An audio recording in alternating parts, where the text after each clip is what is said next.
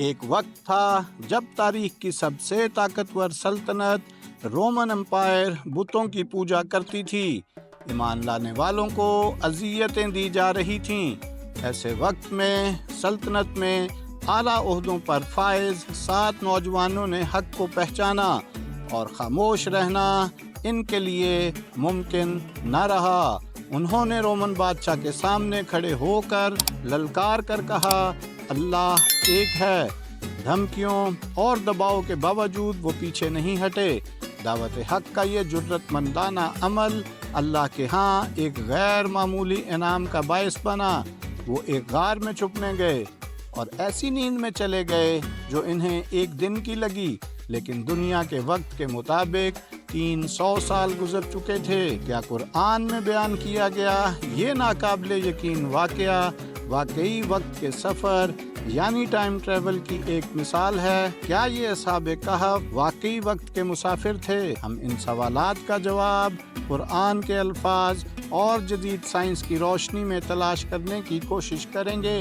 ایک بار پھر ہم ایک پراسرار اور چونکا دینے والی ویڈیو کے ساتھ حاضر ہیں۔ ویڈیو کو لائک کریں، چینل کو سبسکرائب کریں اور نوٹیفیکیشنز آن کریں تاکہ آپ کوئی قسط نہ چھوڑیں۔ تو شروع کرتے ہیں۔ اگر میں آپ سے یہ سوال کروں کہ کبھی آپ نے سب سے زیادہ کتنی دیر کی نیند لی، تو آپ کا جواب ہوگا 10 گھنٹے، 15 گھنٹے یا اس سے کچھ زیادہ۔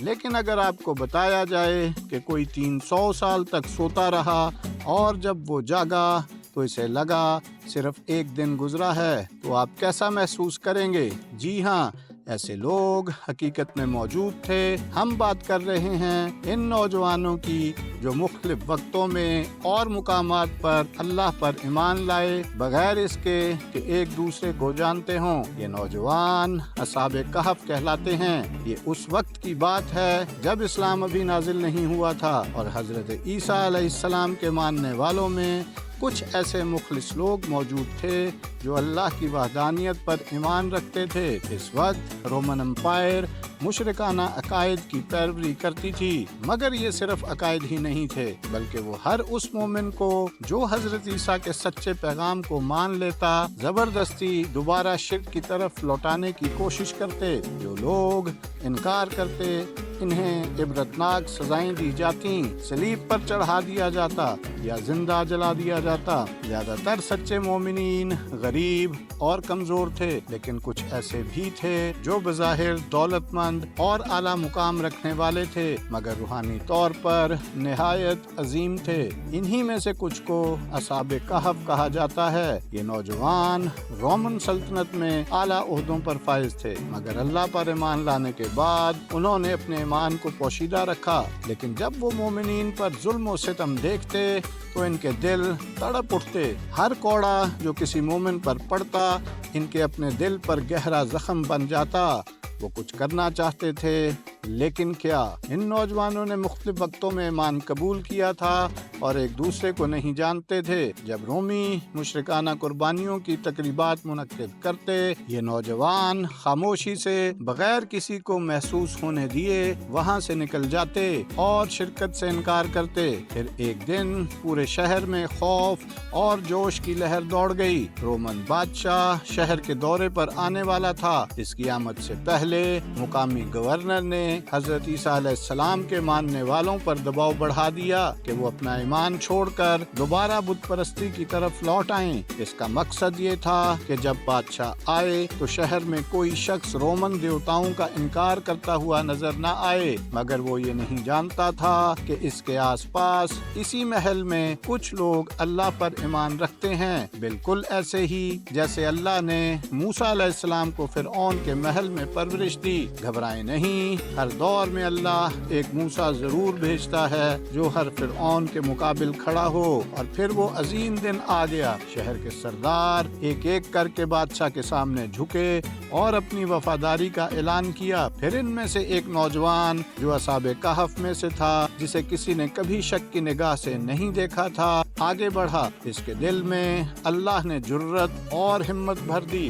اس نے رومن بادشاہ کے سامنے کھڑے ہو کر اعلان کر دیا کہ اللہ ایک ہے۔ یہ الفاظ محل میں گونج اٹھے، شیطان اور اس کے پیروکار کانپ اٹھے۔ اس نوجوان کے اس اعلان نے باقی مومن نوجوانوں کو بھی ہمت دی، وہ بھی آگے بڑھے اور اپنے پوشیدہ ایمان کو ظاہر کرتے ہوئے بلند آواز میں اعلان کیا کہ اللہ ایک ہے۔ پوری رومن امپائر جو دنیا کی سب سے بڑی فوج اور سلطنت رکھتی تھی، اب ایک ایسے مومن کے سامنے کھڑی تھی جو موت سے نہیں ڈرتا تھا۔ ان نوجوانوں کے دلوں میں ایسا ایمان تھا جو پوری کائنات کو چیلنج کر سکتا تھا۔ محل میں موجود لوگوں نے ان کے قتل کا مطالبہ کیا، مگر بادشاہ جانتا تھا کہ اگر ان نوجوانوں کو قتل کر دیا گیا تو ان کی کہانی پورے روم میں پھیل جائے گی اور وہ ہیرو بن جائیں گے۔ وہ یہ رسوائی نہیں چاہتا تھا، اس لیے اس نے انہیں 3 دن کی مہلت دی کہ وہ اپنے پرانے دین کی طرف لوٹ آئیں۔ اور ہاں،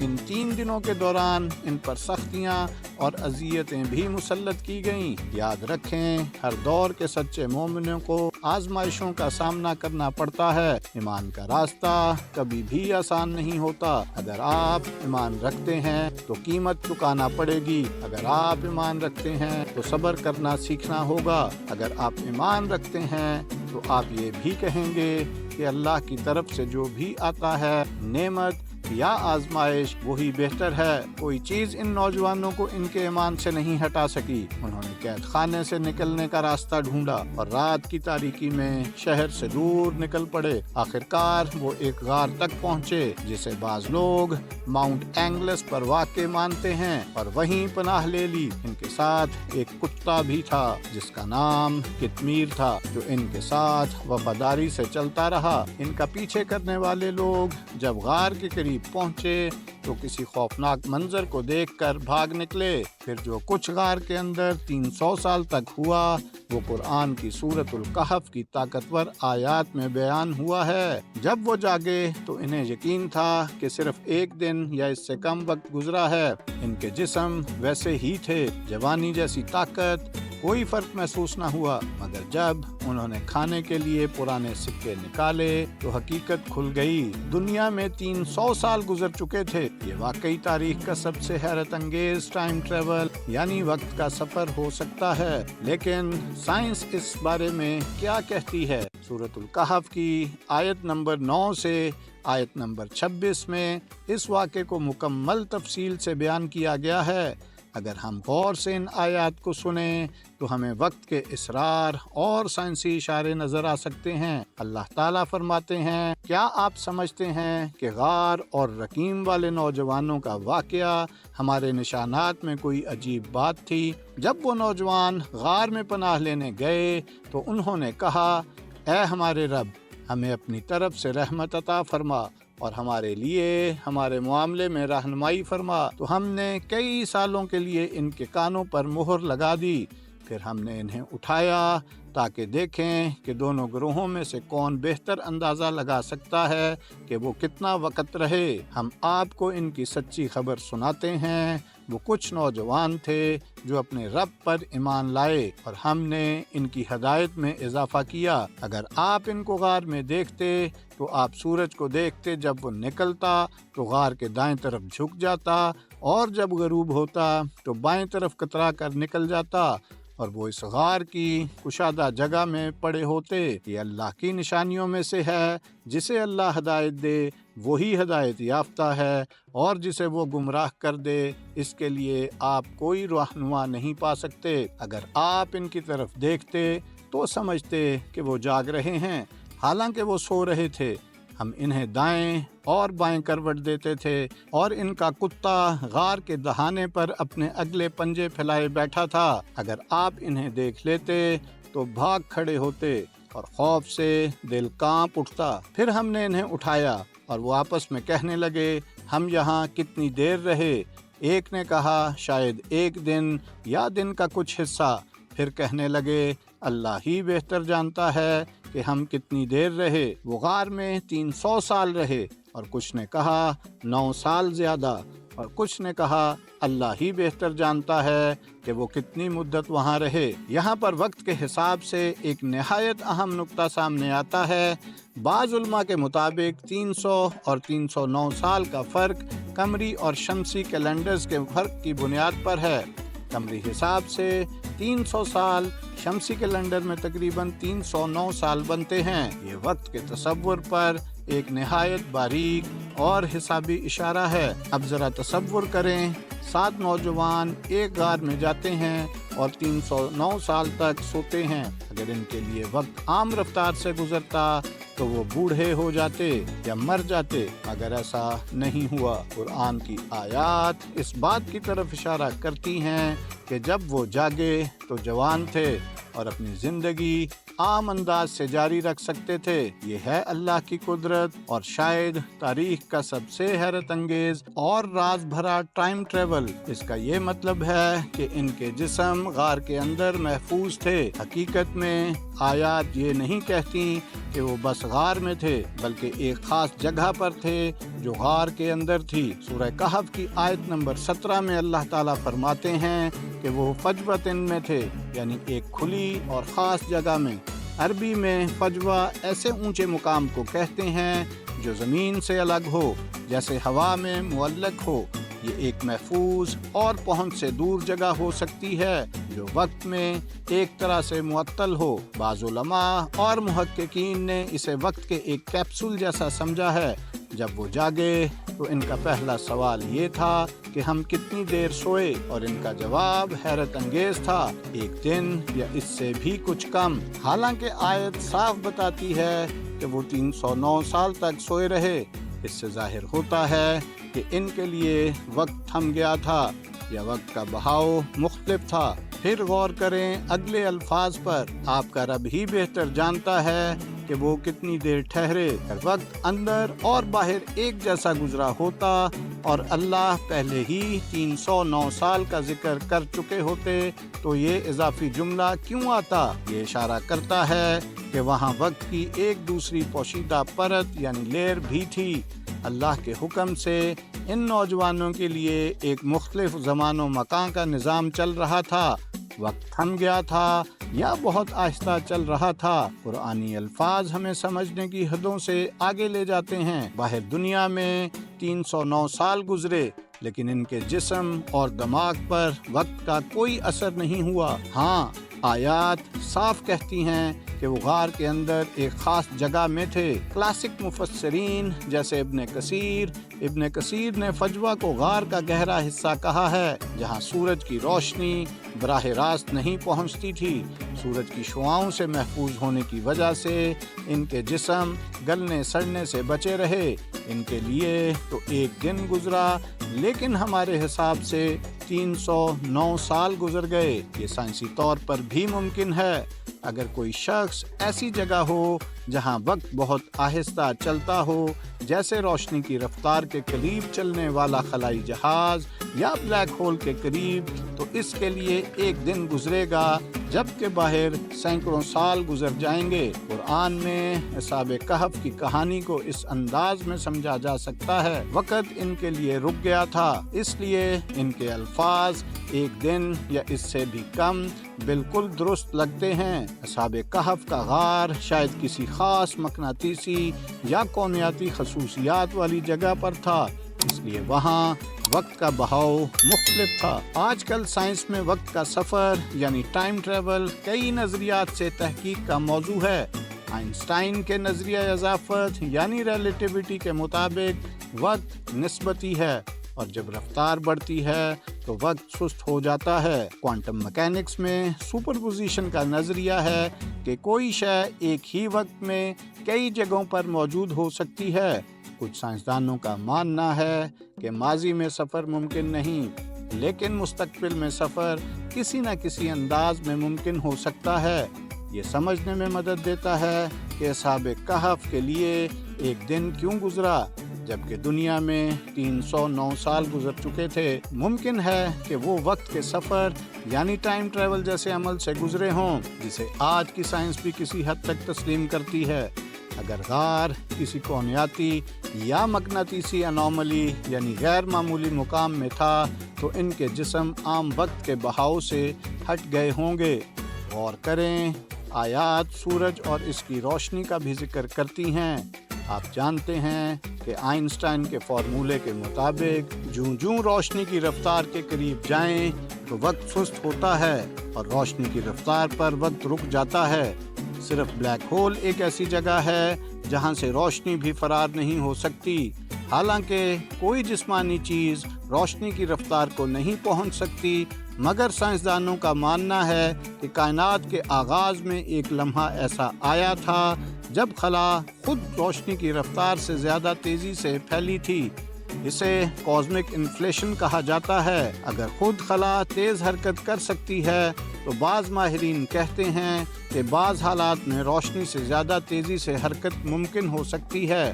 بلیک ہول کے مرکز میں ایک سنگولیرٹی ہوتی ہے جہاں مادہ بے حد گھنا یعنی ڈینس ہوتا ہے، یعنی اس کی ڈینسٹی بے حد زیادہ ہو جاتی ہے۔ اس مقام پر وقت اور خلا کے عام اصول ختم ہو جاتے ہیں۔ ماضی، حال اور مستقبل کا روایتی مفہوم باقی نہیں رہتا۔ بعض سائنسدان کہتے ہیں کہ سنگولیرٹی میں وقت ایک ہی لمحہ بن جاتا ہے۔ ماضی، حال اور مستقبل ایک ساتھ موجود ہوتے ہیں۔ یہ تصور بہت حد تک صوفیانہ خیالات سے ملتا ہے، خصوصاً ابن عربی کی تعلیمات سے۔ صوفیزم میں وقت کو صرف گھنٹوں اور منٹوں کا سلسلہ نہیں سمجھا جاتا، بلکہ ایک کیفیت یا حجاب سمجھا جاتا ہے۔ ابن عربی فرماتے ہیں کہ حقیقت میں وقت نام کی کوئی شے نہیں، اصل وجود صرف حال یعنی الآن ہے۔ بلیک ہول کی سنگولیرٹی میں وقت کا ختم ہو جانا بالکل ابن عربی کے الآن تصور سے ملتا ہے۔ اسی طرح اسلام میں اللہ تعالیٰ وقت سے ماورا ہیں، ان کے لیے ماضی، حال اور مستقبل ایک ساتھ ہیں۔ وہ ہر لمحے کو ایک ساتھ دیکھتے ہیں کیونکہ وقت اللہ کی مخلوق ہے اور اللہ وقت کے اندر محدود نہیں۔ اگر کوئی انسان وقت سے باہر نکل جائے اور وقت کو باہر سے دیکھے تو پورا وقت ایک ساتھ موجود ہوگا، ایک ہی لمحہ کی طرح۔ یہ سائنسی طور پر بھی بلیک ہول کے اندر ممکن ہے اور اللہ نے خود بلیک ہولز بھی پیدا کیے ہیں۔ تو جو چیز اللہ نے پیدا کی ہے وہ یہ صلاحیت رکھتی ہے تو خود اللہ کی قدرت کا کیا کہنا۔ یہ حیرت کی بات ہے کہ جب سائنس ابھی ان تصورات تک پہنچی ہے، صوفیہ اکرام صدیوں پہلے ان کی طرف اشارہ کر چکے تھے۔ یہ اسلامی علم کی گہرائی اور وسعت کو ظاہر کرتا ہے۔ اب واپس چلتے ہیں اصحاب کہف کی کہانی کی طرف۔ وہ غار میں ایک محفوظ جگہ پر تھے، جیسے ایک کیپسول میں، اور یہی ان کی حفاظت کا حصہ تھا۔ لیکن آیت میں یہ بھی کہا گیا ہے، اگر تم انہیں دیکھتے تو ضرور بھاگ کھڑے ہوتے اور خوف سے بھر جاتے۔ تو سوال یہ پیدا ہوتا ہے، اگر ہم انہیں دیکھ کر ڈر جاتے تو کیپسول میں یا ان کے جسموں میں کچھ عجیب تبدیلیاں ضرور ہوئی ہوں گی۔ کیپسول کو وقت کو سست کرنے کے لیے شاید بہت زیادہ رفتار حاصل کرنی پڑی ہو اور تیز حرکت جسمانی تبدیلیاں لا سکتی ہے، جیسا کہ سائنسی نظریات میں بتایا گیا ہے۔ یہی شاید وجہ ہے کہ ان کی حالت دیکھ کر خوف طاری ہو جاتا۔